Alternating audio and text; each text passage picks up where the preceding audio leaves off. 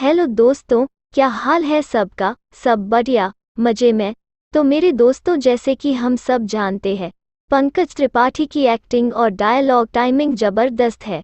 और criminal justice के बारे में तो सब जानते ही होंगे कि इसका पहला पार्ट और दूसरा पार्ट हिट था और इसके लिए पंकज त्रिपाठी को कई अवार्ड भी मिले। और अब इसका तीसरा सीजन भी आ गया है और हम आज इसी के बारे में बताएंगे, तो वीडियो को अंत तक देखें। हम आपको बताएंगे कि कैसा है इसका तीसरा सीजन।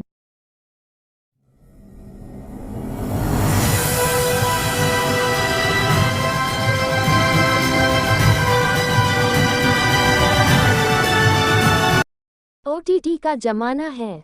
हर कोई घर बैठे बड़े से स्मार्ट टीवी पर अपने समय के हिसाब से अपने पसंदीदा ओटीटी की पसंदीदा वेब सीरीज और फिल्मों से मनोरंजन कर रहा है। बड़े पर्दे का हाल बेहाल है। बड़ी बड़ी फिल्में एक के बाद एक धराशायी हो रही हैं और इस बीच पंकज त्रिपाठी को डिजिटल कंटेंट बनाने वाले राधिका आप्टे की तरह खर्च कर देने पर आमादा हैं। फिल्मों से लेकर वेब सीरीज तक इतना पंकज त्रिपाठी दिखने लगे हैं कि उनको देखने का आकर्षण ही धीरे धीरे कम होता जा रहा है।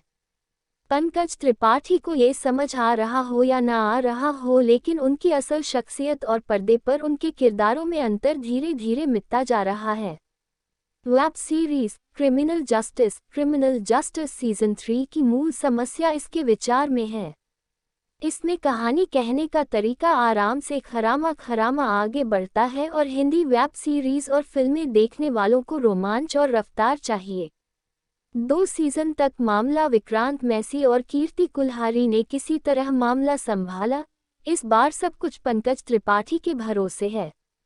वेब सीरीज क्रिमिनल जस्टिस के तीसरे सीजन की कहानी में सीरीज के हीरो माधव मिश्रा को एक किशोर को बचाना है।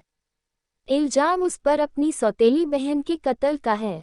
बहन छोटे पर्दे की सुपरहिट बाल कलाकार है, मां दोनों की एक है। पटकथा गढ़ने में चूक गई सीरीज। कत्ल होता है, लाश मिलती है। पहले एपिसोड में ही बता दिया जाता है कि घर का खर्चा बाल कलाकार की कमाई से चल रहा है।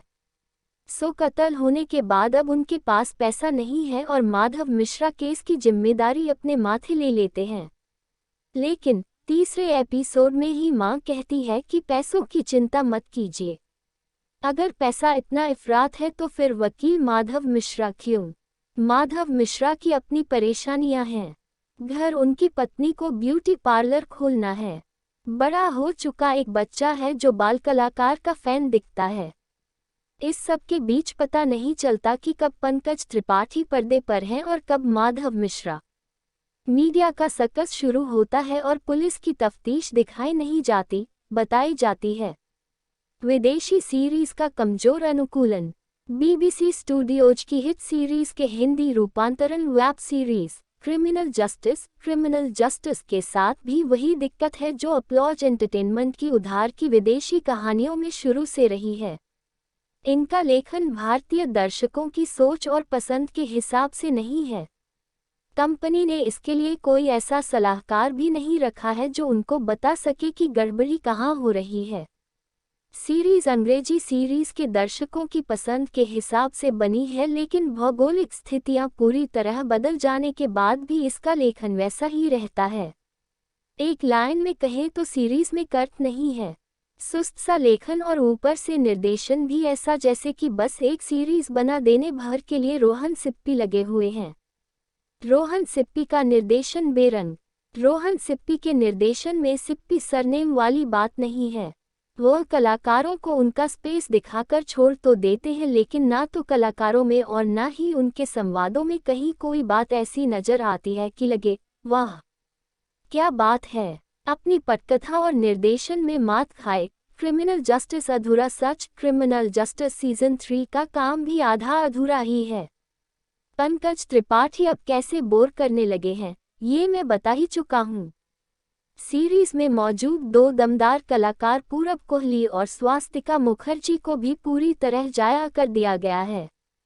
ना उनके किरदार ढंग से गढ़े गए हैं और न ही उन्हें अपनी कुव्वत दिखाने के लिए सीन ही अच्छे मिले।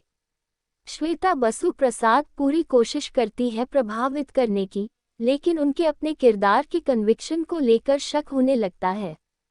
युवा कलाकारों में चमक नहीं सीरीज की सबसे बड़ी कमजोर कड़ी है इसमें लिए गए युवा कलाकार।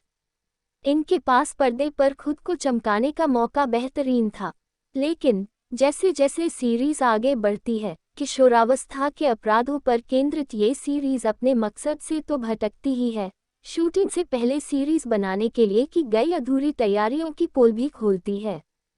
यही इस सीरीज का पूरा सच है। देखें कि न देखें, तकनीकी तौर पर भी वेब सीरीज क्रिमिनल जस्टिस अधूरा सच क्रिमिनल जस्टिस सीजन 3 औसत से कमतर है। विदेशी वेब सीरीज का पूरा खाका उठाकर उसमें हिंदुस्तानी कहानी फिट करने की ये कोशिश इस बार काम नहीं करती। सिनेमेटोग्राफी, बैकग्राउंड म्यूजिक सब ऐसा लगता है कि खुद को इसी सीरीज के दृश्यों में दोहरा रहा है।